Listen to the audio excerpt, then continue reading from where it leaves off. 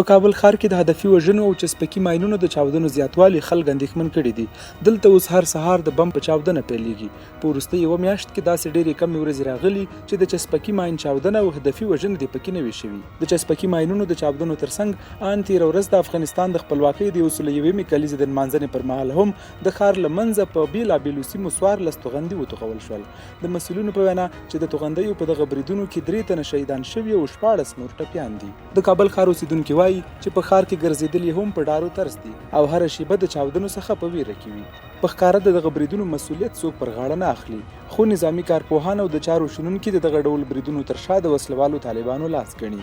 د دوی په باور که وسلوال طالبان څومره هم له مسؤلیت څخه تېښته وکړي، خو دا هیڅکله نشي پټېدلی چې دا بریدونه د طالبانو نه وي کړي. که څه هم طالبان وایي چې دوی تاوتریخوالی کم کړی او په لویو ښارونو کې بریدونه نه کوي، خو د کارپوهانو په باور دغه ډول هدفي وژنې او د چسپکي ماینونو چاودنې ښکاره سرغړونه او د تاوتریخوالي زیاتوالی دی.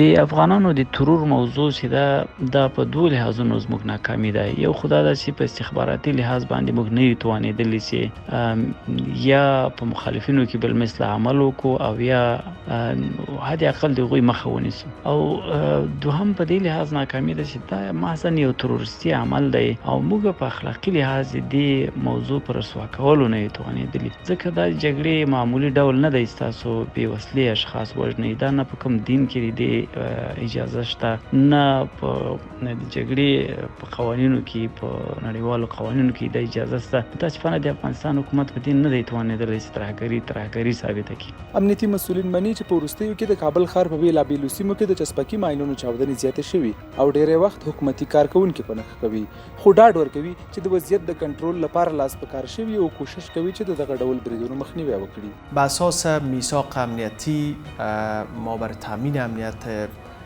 شهر کابل، ولسوالی‌های کابل و شاهراها توجه و تمرکز جدی داریم.